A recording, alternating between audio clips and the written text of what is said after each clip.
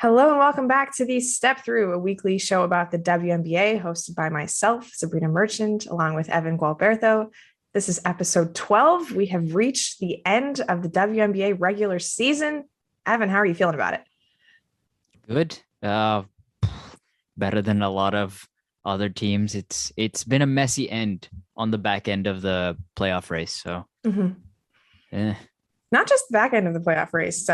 You and I, our title favorite coming into this year, the Seattle Storm, have also had a messy end to the regular season. So, lots to talk about going forward. But yeah, our usual premise of don't count out Breanna Stewart until you absolutely have to is being tested.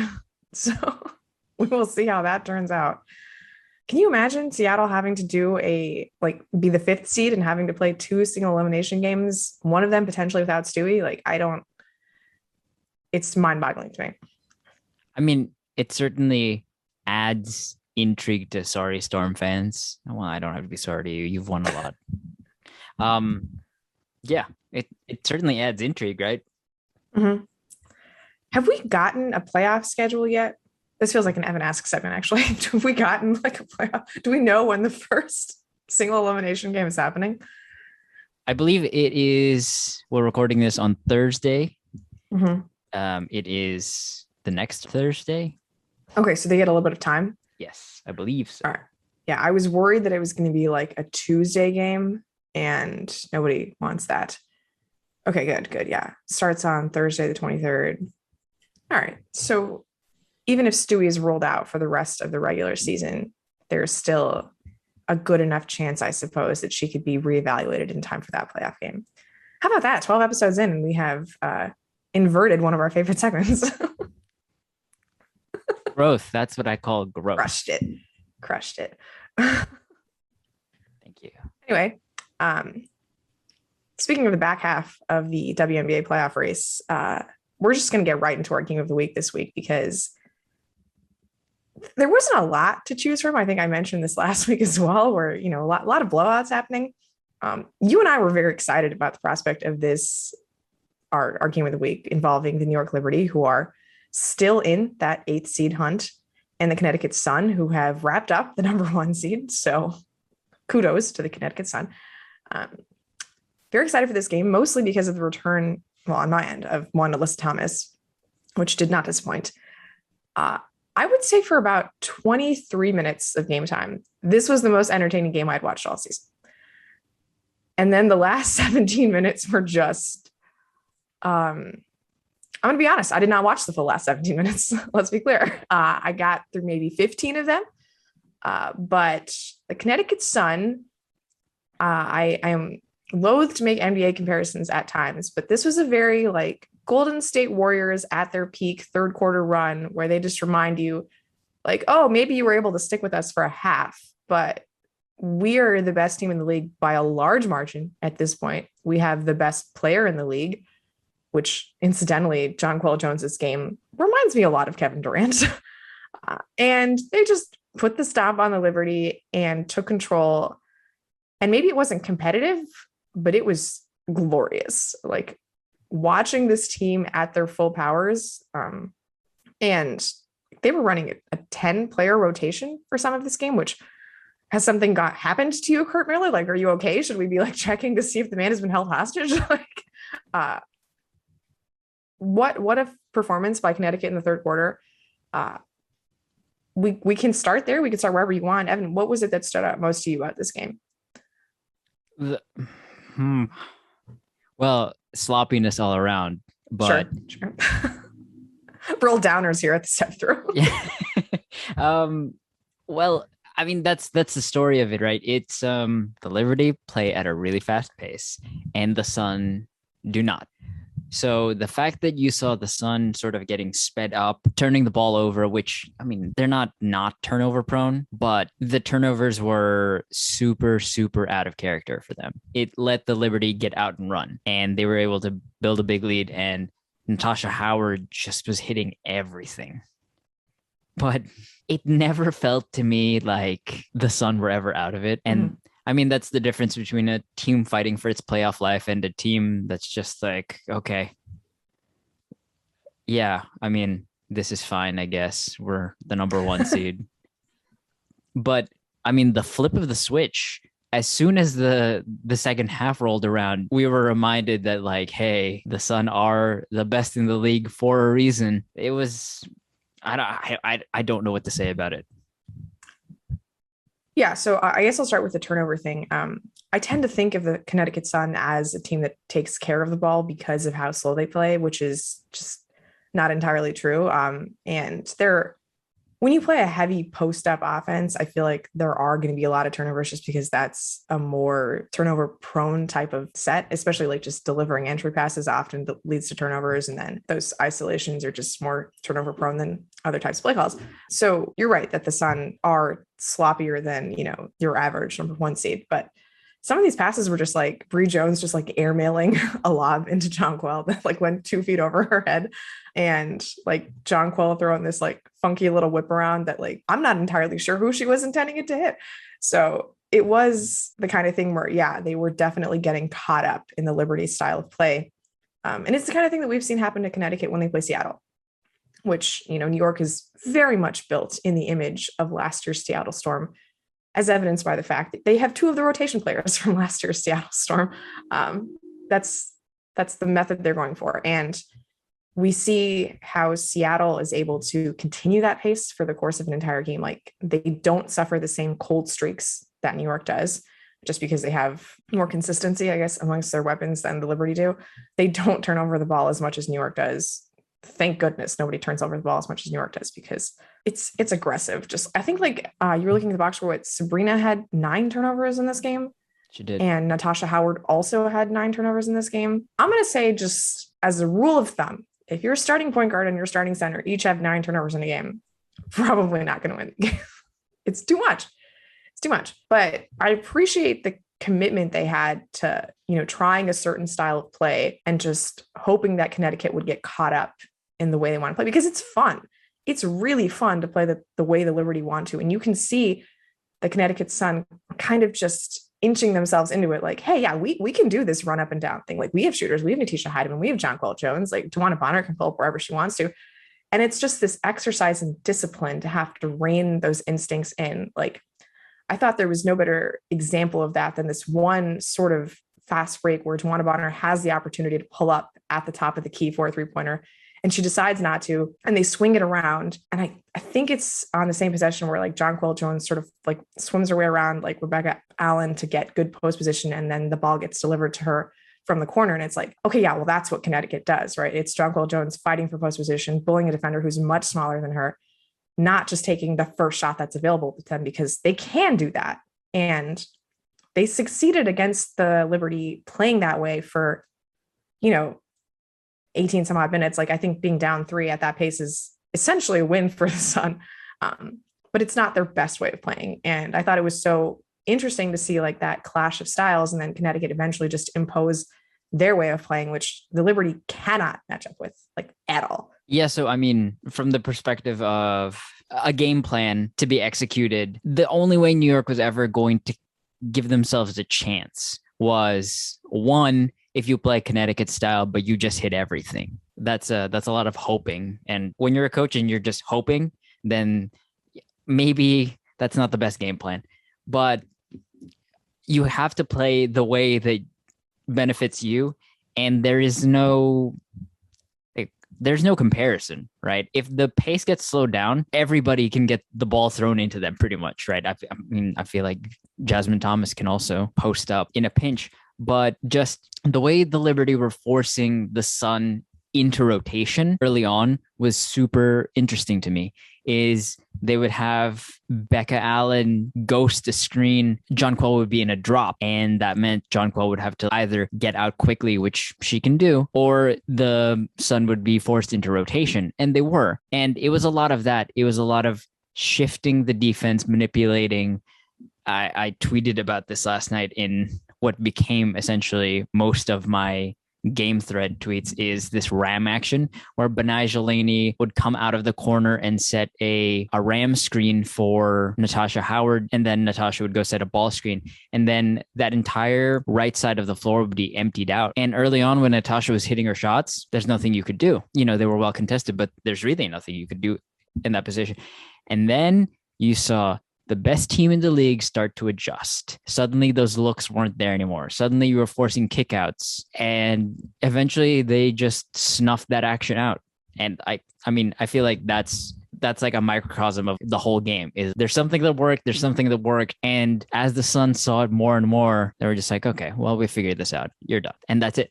Natasha was doing a really good job of finding those open spaces in the first half, just like slipping when, you know, they were trying to cover a screening action. Like you said, like Becca Allen was ghosting something. And there was a lot of pockets of space that Howard was finding in the first half that just immediately evaporated after halftime. And the adjustment that actually like stood out to me more was on the other end of the floor, where I thought it was interesting that New York started by guarding Jasmine Thomas with Becca Allen, where I understand the idea of like putting some size on the point of attack and like just suffocating the offense at its head. But Jasmine Thomas isn't always like directing everything for the Sun, right? Like she's the point guard. Obviously, she brings the ball up more so than anybody else on the court. But like, there's a lot that can happen in the Suns offense without Jasmine Thomas directing it. And to put like your best perimeter defender, I don't know, Laney's probably the better perimeter defender, but like to put Becca Allen on Jasmine Thomas just felt like a weird use of resources, because that meant that Sabrina Ionescu was guarding DeWanna Bonner for the majority of this.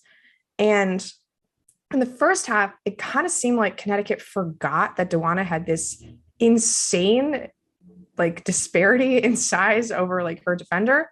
But once they remembered that in the second half, the amount of times they went to DB, it was just, I don't care how hard Sabrina is trying, she cannot apply pressure to DeWanna Bonner's jump shots with her size. It's just that physical disparity is impossible to overcome. And there was this one possession in the third quarter where Jasmine's trying to enter the ball into the post, and they're doing a really good job of fronting JJ, and it's unable to happen.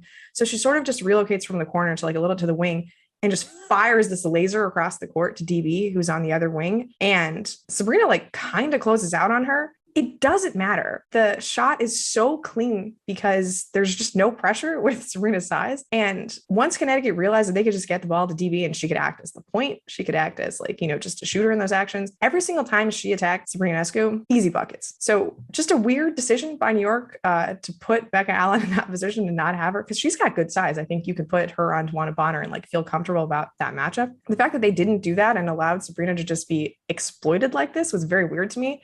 I guess credit to them for fooling Connecticut into not figuring out what to do for the first 20 minutes. Once they figured it out, like you said, it was just like they applied the hammer on defense and they just bullied them on offense over and over again.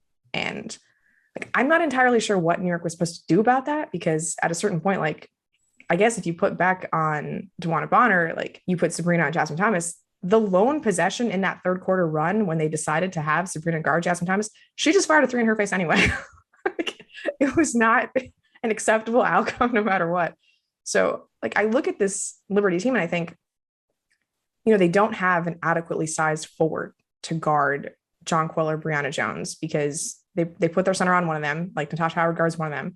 And then what, like does Laney guard the other one? Like does like Sammy Woodcomb guard the other one? Like who is supposed to take that responsibility? And I understand the idea of going small is theoretically to exploit those advantages on offense. So you just have to push the pace over and over again. And that's kind of what New York was doing. But you just have to be so successful offensively to mitigate those advantages defensively. Like the number of times when Connecticut's offense just stalled out, but it didn't matter because Bri Jones just got an offensive rebound, or they had to send like three to Bri, and then like Jonquel Jones emerges with an offensive rebound. Your offensive execution has to be so good to make up for that. And it was only halfway there, right?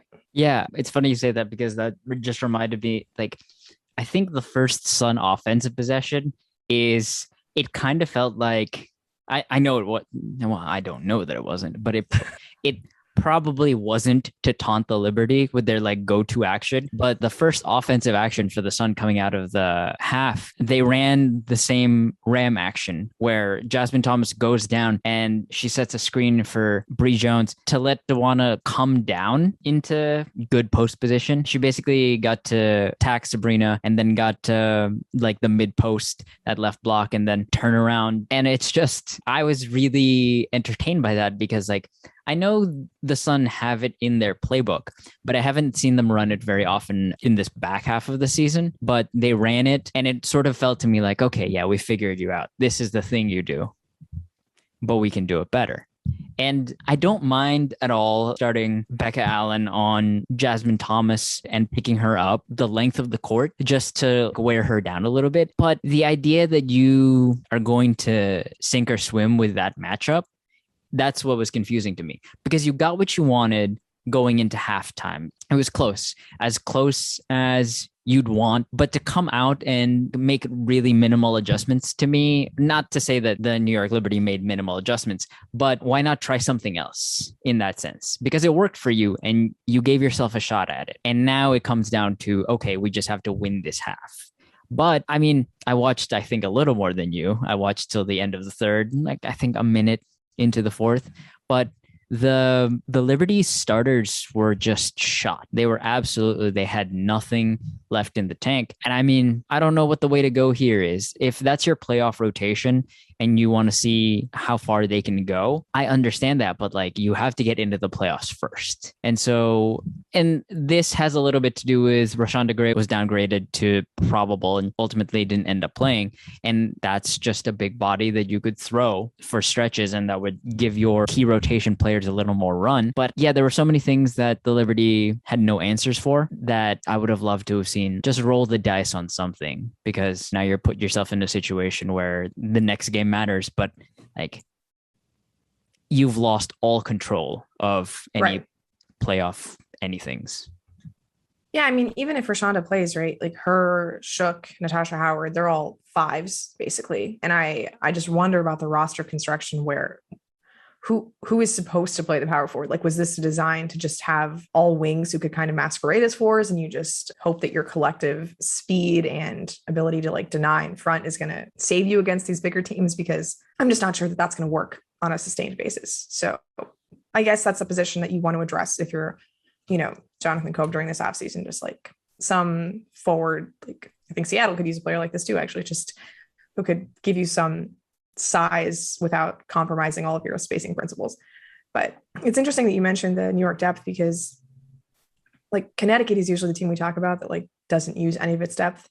And they had so many options in this game. Like mentioned at the top, Alyssa Thomas comes back. Very Alyssa Thomas fashion. She has no emotion on her face when she walks into the game, like literally none. It's just, oh, I'm coming into the game. A little weird that I'm coming off of the bench instead of starting, because let's face it, I'm Alyssa Thomas. I play 40 minutes a game at all costs. Within the first quarter, she's done her little spin move hook shot to score her first bucket. So grateful when that happened, because it just, it's so great to see Alyssa Thomas doing what Alyssa Thomas does. So you have her as your backup big, right? Giving Bri Jones really more of a rest than she's probably gotten in the first quarter, like the entire season. Then you've got Natisha Hiedeman, who comes in, hits 3 threes in the first half. Really important to just sort of jumpstart Connecticut's offense in that second quarter. I know we talked about Hiedeman earlier in the season when she played against Seattle and hit those big threes in the first half. Like her ability just to come in and score points in a hurry, it's so critical to have that when your offense can get bogged down. And then Dijonai Carrington, like she has this one sequence in the second quarter where she is the one player on the Sun making plays on both ends of the floor for like 5 consecutive possessions. Where has she been all season? Like I thought when I was watching the Sparks game last week, which yeah, lo and behold, the Sparks did not beat the Sun, whoop-de-doo. But it was really impressive how good of a cutter she is. Like she's so good at playing off of the attention that everybody else is getting on the Sun and just making her way to the basket. There was, you know, one play where she had a cut off of a Natisha Hiedeman pass. She had, you know, another bucket in transition. She had like the steal to create that opportunity in transition. She makes another like just connecting pass in the paint to help Connecticut finish off another score. Like I was really just super impressed by everything that she's able to do in the basketball court. Like Monica McDonald was joking on the broadcast that like she needs a Carrington cam on the bench, you know, because she has these great Guitar Hero celebrations when the other players are playing well. I just want more Carrington on the floor. Like I was unaware that she was capable of doing all this. This is just a remarkable player development sequence that has happened in Connecticut over the course of this regular season, because she looked very out of place to me at the start of the season. I know we had done some Sun Aces games earlier in the year, and like Destiny Slocum looked like the more prepared rookie than Dijonai Carrington, but not even close at the end of the season. Like she just has a way of finding her spot on the court, like wherever she needs to make a play, she's there to make it. And like that's 8 players already for the Sun that we've mentioned. Like that's a fully solid rotation before we're even counting like Kyla Charles, who gets minutes, and Beatrice Montpamir, who gets minutes in the front court. I'm not even sure you need Charles and Montpamir anymore, who are like 2 of the more inconsistent players. Now that you've got Alyssa Thomas and Carrington playing like this, but we just like, I never think about depth and Connecticut Sun in the same sentence. Like they're just, you ride their starters into the ground as much as possible. But I like so many of their options, and it's crazy to think that like this game swung almost on the play of Carrington and Hiedeman in that second quarter. Yeah, I think it did. It's the sequences you already broke down, but that one spin move in transition, and right. I think it's like a 1-on-4. Is that fair to say? Yeah, it's Betnijah Laney and Natasha Howard. They're both back and basically have their hands up. And then, ball coming down. She's defending Laney. She switches onto Sabrina, and then she gets the steal that you mentioned, takes it down, kind of a scramble. There's an entry pass thrown. Carrington like ends up with the ball somehow and drops it off to Jasmine underneath. Mm-hmm. And then that sort of sparked Jasmine Thomas in a way, because a few minutes later, Natasha Howard misses a shot, which in itself was weird in the first half. And so Jasmine Thomas gets the ball in her backcourt at the free throw line, and she just takes off. And it's not a transition opportunity per se. She just takes off, crosses over. She beats one Liberty player, another Liberty player like swipes down, and she goes at Natasha Howard at the rim and then like switches, like goes to her left hand. And she looks completely off balance, and she makes it. I think that either tied the game or brought the Sun to within 1. And it just felt at that moment that like, okay, we're done here. You know, the tide has arrived. Yep. Yeah, that was the craziest thing about it, that this is a game that swung on the play of one player. And we've talked about players like this all the time, like Raquana Williams for the Aces, Destiny Slocum, as you mentioned, just like they had those games or these sequences that like just wake up the team. And then suddenly, this contender was awakened by the spark plug. And if you have 7, 8 you can go to in the rotation, then you can sort of toggle with your back end rotation players. And if they can give you like a major spark, great. If not, you're not really losing anything. You're rolling the dice. And if it works out, then it's a big, big swing. And if it doesn't, whatever. What I really enjoyed about the Alyssa Thomas entrance is that it was surprising how much of a run she got early on, just straight. I was expecting like 2-minute bursts here and there. Yeah, like a normal human being who is 9 months removed from a torn Achilles and has 2 torn labrums. Exactly. I forgot it was Alyssa Thomas, obviously. So I'm the fool. But yeah, that she got the run, and that so for most players, when they get out there, they're feeling it out. You're kind of seeing what you can do. But with Alyssa Thomas, it felt like she was central to the offense immediately. They would throw her the ball in and she could go do stuff. And then she and Jonquel would, similar to the roller place principle like I talked about a while ago, when they have one post high, they have one post low, and they're just switching back and forth, and they just let her go. And I really like that from Curt Miller, because how many times do you get to see a returning player just eased in, not with Alyssa Thomas, just hit the ground running? And, she missed a bunch of shots, but there was no fear in it. And that's who Alyssa Thomas is, right? Right. And I mean, like Alyssa Thomas and offensive efficiency, like that's not why you bring her into the game. It's for all the other stuff. So missing shots, that's fine. Just like the first time she brought the ball up, I was like, yeah, like we're doing it. Like just full speed, Alyssa Thomas, the engine, right? They're just more fun to watch when she's on the court. And like over the past couple weeks, it's become clear that they need to be considered the favorites in this WNBA title race. And with everything that's happened since then, with, Seattle going through this lull, who I think is really the main team that can challenge them just because of the style of play. And now AT coming back just to give you another option, because like the one thing that always concerned me with Connecticut was like, what if Bri Jones gets in foul trouble and you're relying on extended Beatrice Montpelier minutes? Like, now you don't have to. Like, that's an incredible gift to have, like 3 all-star post players just available to you in your front court. The Aces have that, right? But that's it. And even then, like, you're not just giving the ball to De'Arca Hamby and asking her to score in any given possession. That's not what she does. So it was, I don't know, just so much fun to watch this complete team come together, because like I remember how excited I was when the Suns signed DeWanna Bonner back in the 2020 offseason. And this is the first game those 3 players, DB, Alyssa Thomas, and Jonquel Jones, got to play together. And like actually that front court played together, and it was so cool. And then, you know, DB was like wearing Alyssa Thomas's jersey all day, and just so many good vibes on the Connecticut Sun. I find myself just wanting to violate the Brianna Stewart principle. So I'm just going to leave it at that for now. Yeah. And the vibes were a continuation of, did it happen the night before or the earlier night before, that day? Yeah. I mean, 2 of the Sun players got engaged, and they both happened to play very well. Congratulations to them. But just, I mean, it's crazy. This is, and I know there are a bunch of people who watch this show who have just started watching the WNBA. And so for them, maybe the only thing they've ever experienced is this version of the Connecticut Sun without AT. Well, you're in for a treat, because like, man, just so much fun. And like this front court, and I can't even put it into words. I know it's so hard to articulate how exciting this is, because we were already at a point, you know, where the Connecticut Sun had established themselves as the best team during the regular season, like by a significant margin, I would say. And to, you know, have this extra level now that they can hit, like it just makes me so much more excited for the playoffs, because I do believe that the Aces have more tricks up their sleeve than they've shown during the regular season. It's just been a pattern over the past, you know, 3 years of the Bill Laimbeer experience. Like they have gotten better as the year has gone on. So even though the Aces were swept by the Sun in the regular season, I don't think that they showed them all their cards.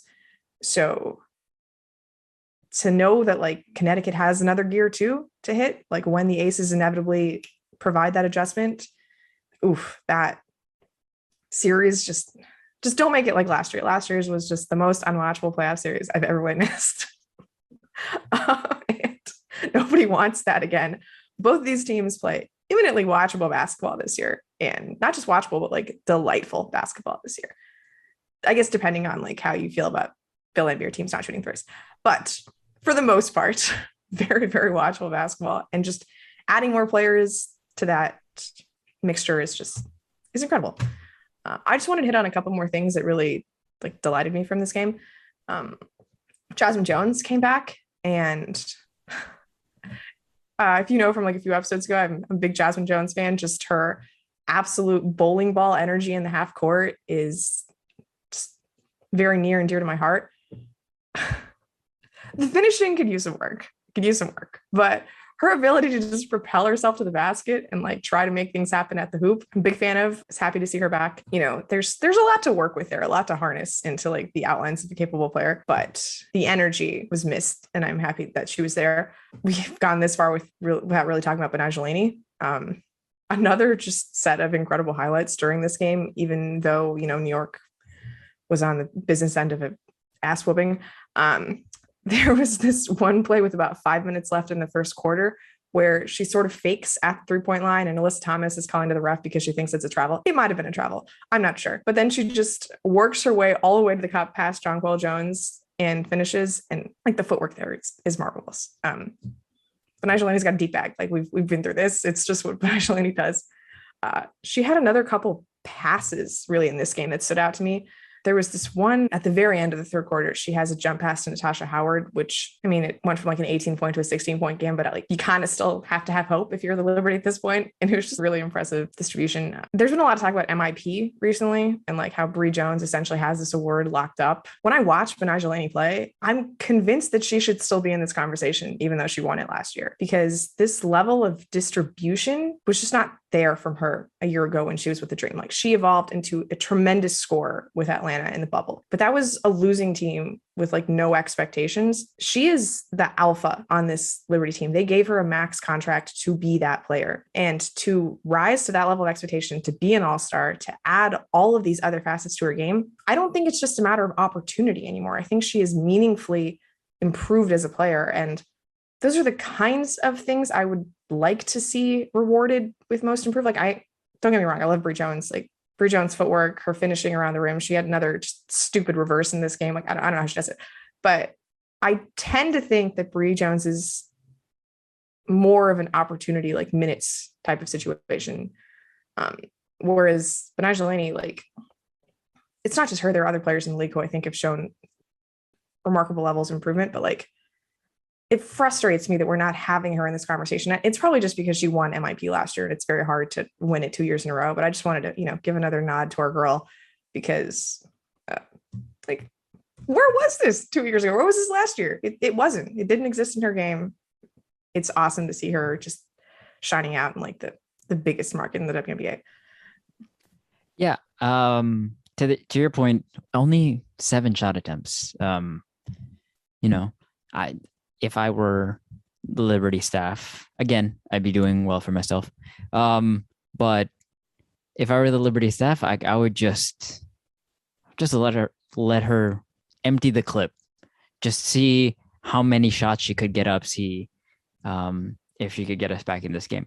But my good friend Samson Folk says that the 2 hardest leaps to make are from not really on the radar to all-star. Rotation player to all-star, that's a hard jump. And an even more difficult jump is to go up another level after all-star. And, I don't necessarily want to say superstar, because different people have different interpretations of what that means, but she has very clearly jumped up another level. So yeah, I don't know if she would be my pick to win it just because, but she certainly belongs in the conversation, because like those are the 2 hardest leaps to make. Defensively, too. You talked about her being their best perimeter defender. Just the switchability. Like, I was talking to long-suffering Liberty fan at this point, Crina Mustafa. It's just like, if you're starting Natasha Howard, she's the 5, effectively. You can toy around with positions all you want, like Becca Allen might be guarding the 4, but Betnijah Laney, for the most part, is guarding everybody. So she's guarding 1 through 4, at times even the 5. And so her work rate, her workload is like super impressive. And that's why she's all that. Yeah, absolutely. We should just loop a couple of Sabrina Ionescu's passes here just for fun, because she had some just delicious little wraparound passes to Natasha Howard during this game too. I don't really know what to say about Sabrina. Like, I think the consensus coming into this season was that, or at least like from a narrative perspective, was that this was going to be her team, and like she was going to show that promise that was unfulfilled from her rookie season because of that ankle injury. It's obviously not been as successful this season for Sabrina as anyone would have hoped. But she can still do just really, really cool things on offense, and they're fun to watch. Yeah, completely agree. I think whether or not they make the playoffs, the next step in her evolution from a passing perspective is going to be proactive versus reactive passing. She's not manipulating the defenses as much as she could be. And so there's a whole another level to unlock there. And the Liberty are, for giving out shout out to Jackie Powell, who talked about this last night, is the Sun are sort of at the end of their evolution as a team. That you establish that continuity and you build, and now they are a contender and a force, and they can turn it on like that. The Liberty are at the very beginning of that journey. And so, whether or not Sabrina is the type of player who can turn it on, she will always have the ability to make reads, make passes like she did in this game, regardless of how stifled she is by the defense. So it's still a long way to go in her professional career, but the passes she's making are so next level. Yeah. And it's very clear to see like why we should still be excited about her, even if it's taking longer than might have anticipated. Longer than we might have anticipated, obviously. Yeah, she'll get to 20 triple doubles at some point.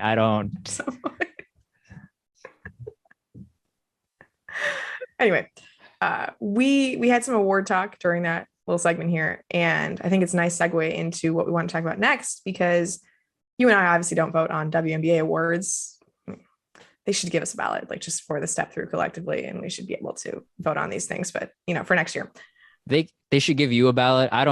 It doesn't matter to me if I don't get a ballot. You deserve a ballot. Anyway, we decided to just have our own little, fake awards for what defined this season for us. Obviously, there are 3 days of games remaining, so this is not completely exhaustive of the 2021 regular season. And, depending on who makes the playoffs, we might have nicer things to say about the Liberty or the Mystics or the Sparks, depending on that finish. But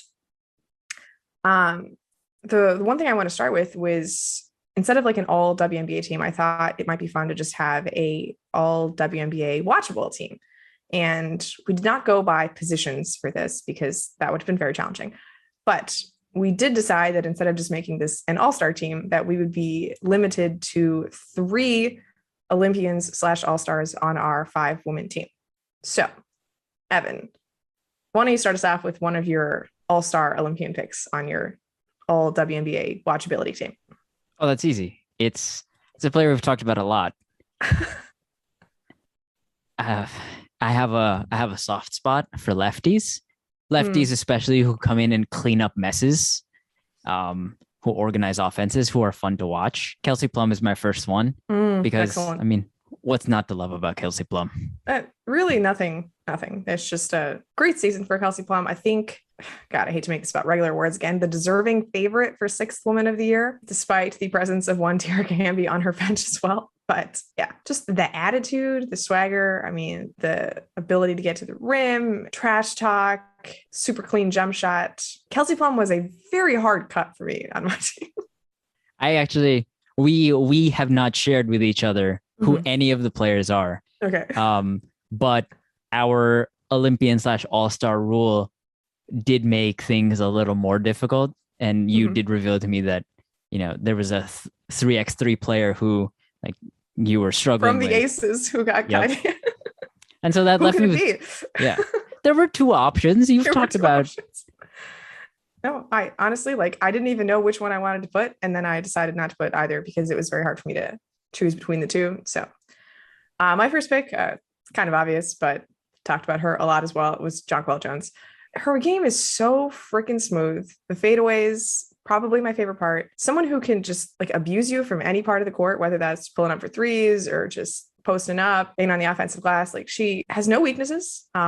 She also is everywhere on defense. I think Bri Jones gets more of the steals in that Connecticut front court, but Jonquel, just that length, that versatility. I would have a hard time designing a more perfect player to start a team and to watch than Jonquel Jones. So the Bahamian national who plays for Bosnia and Herzegovina, FYI, whoever did broadcast last night. That's my number 1 pick. Yeah. So these are out of order. I will say mine are out of order. I just have Sure. A list I just plopped together. Sure. So there's a player from our game of the week that I really wanted to throw on, but we've talked about her so much, and it would be off brand of me not to put this other player who plays for the Mystics on the team. Natasha Cloud is my fun to Delightful. watch. Yeah. Everything she does on the court, everything she does on the bench, everything she does on the court, not related to basketball, just the ultimate hype person. I'm convinced that, there are people who would be in the running if you need somebody to get the crowd going. Natasha Cloud is the person you'd call. Yeah, it's totally fair. I'm gonna go a little off book for this one. This is a player who's recently become a favorite of mine, Aari McDonald. She's not going to win Rookie of the Year because, let's face it, she's not going to win Rookie of the Year. But other than 10 minutes of a walk in that one Dallas game we talked about last week, I have had more fun watching her than any rookie.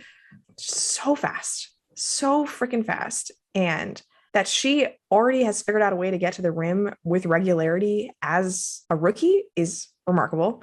Freaking pest on defense. I love a little guard who can just get on your nerves on defense. And we talk about this a lot with the Atlanta Dream backcourt. Tons of spunk. Aari McDonald, not immune from that. I love watching her play. She's so aggressive at all times, but super composed when it comes to scoring, because a lot of the times you see players struggle with that balance, like corralling their energy when it comes to like actually taking the shot or finishing at the rim. Aari does not have that problem. I think she's got to be like a foundational piece for the Dream for years and years to come. I'm super excited about where she's headed. Just really, really great to watch. Yeah. I don't want to step on anything of your. Actually, no, I won't. I won't go down that road because I have a couple obvious picks on mine. You know, like they had to be there. You know.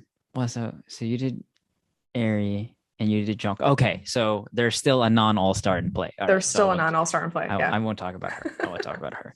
Okay. My Satou.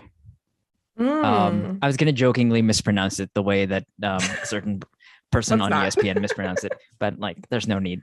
Satou's growth as a playmaker passer, like I did not expect any of this. In that 2-for we did for Dallas Seattle, like she made Breanna Stewart, who I mean she's not an underrated defensive player at this point, that's a silly thing I heard on a broadcast, but Breanna Stewart does not get got very often. I said this almost exactly, but Satou kind of got her a few times. And if it weren't for like a less than ideal finish, like those plays would be all over the league pass loops they have for player highlights. So Satou's growth as a passer, her ability to just be scalable and shiftable, like she can guard up, she can guard down.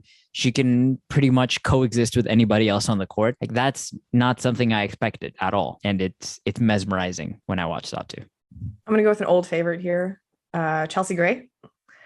You know, if you haven't for some reason listened to the show for the last 11 episodes, I did go to college with Kelsey Gray. Big fan ever since then. And her flair combined with like being in Vegas and with those uniforms and with the pace that Vegas can play with, really, really wonderful combination. Obviously, Chelsea's a hell of a lot of fun off the court. We alluded to the TikToks last week, and she and Asia had a great time at the Raiders game this week too. So thank you for that video, Las Vegas Aces social. She can just make any pass. And the kinds of things where, like, if I were an Aces fan, I would be watching thinking, why didn't you just do something simpler here? But as a neutral observer, it's like, yeah, I love that you just flicked the ball over your head to a jumper when that pass was available to you earlier and you created no advantage with that flick. And I love that there are the exaggerated no looks. And I love that she is completely stone cold at the end of games down the stretch. You put the ball in her hands and you just know something good is going to happen. Watching Chelsea Gray in transition is just like, there should be like a league pass alert for that when it happens, because you never know what's going to happen, but something majestic is just, you know, at play all the time. I mean, it's just damn good, obviously, like an Olympian, you know, potentially the starting point guard for Team USA at the next Olympics, depending on how things proceed. But her just commitment to playing a exaggerated style of play at all times is so much fun. There should be some sort of red zone style Chelsea Gray thing. That's a great, Kathy, you're watching this. We know you are. Yeah, of course. Get on that. Get on that. One of the change makers can take care of that. Right. I have somebody who I think will surprise you, mostly because I watched so much of them for the last week's episode, trying to figure out which clips to use. Nia Coffey. Oh, you stole mine. Yes. So, I mean, that's what you get for letting me go first. I know, right? Like, I knew Nia Coffey did stuff, but like the way she does some of the stuff she does defensively, like it's a joke. Like, I'll let you talk more about her, since thank God, because like, you know, I watched some highlights, but let you actually watch her. She's so much fun. Who knew? She sparks joy for me. She sparks joy. Yeah. Speaking of most improved player candidates, I did not know what Nia Coffey was capable of. I think she had to leave the bubble early last year when she was at Phoenix. She was kind of just like flopping around between, you know, the Aces and a couple other teams during her career. This is like the 5th city she's played in 5 years, even though technically like she's only been on 4 teams because the Stars just moved to Vegas, whatever. In no like roster projection that I considered at the start of the season did she make the final 12 for the Sparks. Like every single configuration I tried to come up with, not one of them had Nia Coffey making the team. And boy, was I an idiot, because the type of player she is, first of all, is so perfect for like a modern WNBA offense or defense, because she can shoot, she can get to the hoop. Finishing leaves a little something to be desired, especially in transition. I wish she would make just slightly better decisions in transition, but it's work in progress. And then defensively, she can cover anybody. And there were times this season when the Sparks had one healthy big on their roster. So Nia Coffey is like essentially playing backup 5 for the team. And she can just rotate in, and her help side blocks are freaking vicious. Like, my goodness, Nia Coffey just has mean rejections on people. She had one on Katie Lou Samuelson this week. Woo! Disrespectful to LA's own Katie Lou Samuelson at Staples Center. But yeah, if in a just world, MIP would be Nia Coffey's award to lose. But because she plays for a Sparks team that may very well finish 10th in the WNBA, and she's not starting right now, it's not a team that is very exciting to watch on a regular basis. I grant you that. But Nia Coffey's game is so freaking fun. And she's like the nicest, sweetest, like most demure person off the court, just super polite in all of her answers. And then she gets on the court and is a freaking menace. And I love it. And yeah, my 4th person also on my most watchable team. So she holds it all in, and then she lets it out on unsuspecting opponents. Yeah. Actually, a similar, well, no, that's not fair. She's not a similar type of player, but similarly meant to probably catch you off guard is another non-all-star. You went with Rebecca 3 Allen. all-stars. Ooh. Yeah, Rebecca Allen. I mean, I've talked about it all season long. Like, if you catch me on the internet, the Becca bandwagon, she just a 3-and-D, and like, not to bring up that Sparks game, the 25th anniversary game, like back-to-back blocking 3-pointers. Yeah. Just what's not to love about Becca Allen, Great nickname too. She and Donovan Mitchell really should do some like crossover stuff. I feel like there's some market, like promotional opportunities that they're missing out on here. It's too bad they don't play in the same market. Yes. But the thing is that Rebecca Allen is in New York. And I mean, Spider-Man, like, okay. It just, I'm not telling you how to run your business, Marvel, ABC, Disney, whatever, but it's there. It's right there.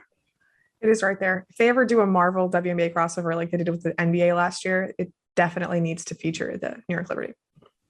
Oh, another idea for Kathy. Just, all about helping the WNBA conduct their business. That's what we're here for. So my last player, I did not go with a non-all-star. It's kind of boring, but I didn't think it would be truthful to the way that I've watched the WNBA this season to not include this player as my most watchable. And that is Breanna Stewart, because I know it's boring, and she's the defending finals MVP and winner of all trophies existing in the world at the present moment. But there's a reason for that. It's because she's pretty freaking good, and because she can do everything. And when Breanna Stewart has this switch that flips and she decides that she's going to take over a game, Lordy, watch out, opposing team. Saw it in the Commissioner's Cup. I've seen it in a couple Sparks games this year. But, I mean, there's just not a skill on the court that she is incapable of like performing. And to see that all manifested in one player, it just doesn't really get much better than that for me. So, yeah. Whatever. She's potentially the best player in the world. So, of course, she's watchable. But, like, yeah, she's the best player in the world. So, I want to watch her play. Yeah, I mean, nobody can really argue with that. Yeah. Are there any players that you really wanted to mention, but, just ran out of room on the list? Yeah. It's like a second team, per se. Betnijah Laney would have been somebody had I not run out of all-stars. Crystal Bradford. Big Crystal Bradford fan. Our second team is super similar. One of the awards I had suggested to you on our fake award list was like the best mean mug in the list. And that is definitely an award that belongs to either Candace Parker or Crystal Bradford. Sure. So, pick your fighter. I don't really care one way or the other. Brianna Turner, honestly, a lot of fun for me to watch. Notre Dame, right? Jackie Young and Marina Mabrey were also on this list. So. Oh, hey. Yeah. For me, Marina Mabrey, just the way it's reckless, her shot selection. Like when she starts to feel like she's getting going, when she's heating up, she just will take these, like, she's a dip shooter, right? But sometimes she just won't dip. Like, just because she can gun it. And she's taking these from like the logo. It's just like, why are you like this? You don't have to be. But thank goodness you are. Yeah. And the only other player that, I had everybody that I wanted to mention. Just a quick shout out to Jasmine Thomas blocks. Just she only has 6 on the season, but they're of the more disrespectful variety. Yeah. And fitting that you would mention her right after Marina Mabrey, since half of her blocks this season have come on Marina Mabrey. That was a thing that I was going to point out to close friends, but I wouldn't have said on the show necessarily. Oh, okay. But now that you pointed that out, I can just put the clips here. Yeah. And then the only person like I was really struggling with, because I really wanted to put her on this list, was Allie Quigley. Speaking, just because that's what I like. Apparently, Marina Mabrey cut from the same ilk of like, I'm just going to gun this. There's nothing on earth you can do. Why are you going under on a screen? It's already the basket. Yeah. Yeah. Just one more name for me to mention is just Bri Jones, because I just love the footwork. I really do. I love a good, solid back to the basket center who just makes you work, even if I don't think she's semi. Hey, it is what it is. I tried not to make it like super recency bias. I was like, did I just pick all these players because they were in the New York Connecticut game that I just watched? But no, I've enjoyed watching Connecticut all year, and obviously Betnijah Laney was going to make my list. Like, who are we kidding? But of course, be remiss if, in terms of watchability, just the way like Courtney Vandersloot gets the ball to literally everybody. Just she has way more assists than anybody. Deserves a mention. Another thing that deserves a mention: everybody on the Sky that is in the rotation. Heck, is that fair? Like they're so It's a well constructed team. I find that hard to disagree with. Yeah. Yay. Yeah. Are there any other awards you want to hit? Because you suggested a couple, and you threw them my way, and because something is wrong with me, I obsessed over all of them, and like I made lists. Do you want to talk about? I mentioned the mean mug. I think that is either Crystal Bradford's or Candace Parker's. If you have another option, by all means, let me know. But I think those are the two.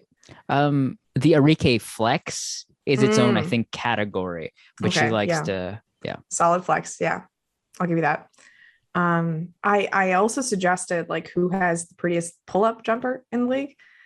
So this is something that I've like, as I obsess over Sparks tape over the past few weeks, has really stood out to me in that, like, Taya Cooper, pretty good catch and shooter. Give her a dribble though, and it just all falls apart.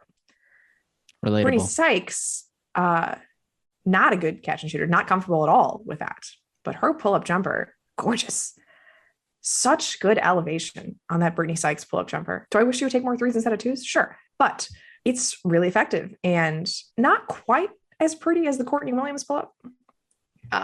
But I wanted to just give a nod to Brittany Sykes because we don't talk about her a lot on this show.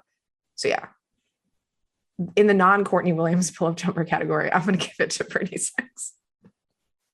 So these awards are very, very specific. Very specific. Yeah. Yeah. That's so interesting. I thought you were going Carly the whole way.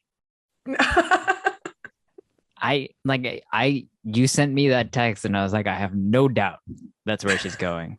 Huh. Carly, not as much of a pull-up shooter. That's true. Real strict catch and shooter. Yeah. Yeah, but you've watched a lot of her warm-ups, so there are pull-ups. I've watched so much of her warm-ups. Yeah. So mesmerizing. I assumed you just like send me a clip from your phone and then we'd put that in the episode. That's what I was. I have a couple if we need. Okay. And then there's one that we've already kind of touched on, that you talked about, that like that I didn't have an answer for, but do you know the one I'm talking about? The perception one? Oh yeah. So I was hoping you would take the lead on that because I was struggling with it too. I mean, you and I had just wild predictions about Sabrina Ionescu's season at the start of the year that did not come to fruition. So maybe she is the player whose perception has changed the most since the start of the year until now. Because fairly or not, she was considered A1 on the Liberty heading into the season, like all of the marketing centered around her. And it's clear that that is not who she is on this Liberty team, whether that's a result of her not being as good or Betnijah just being better, um, that's up to consideration. But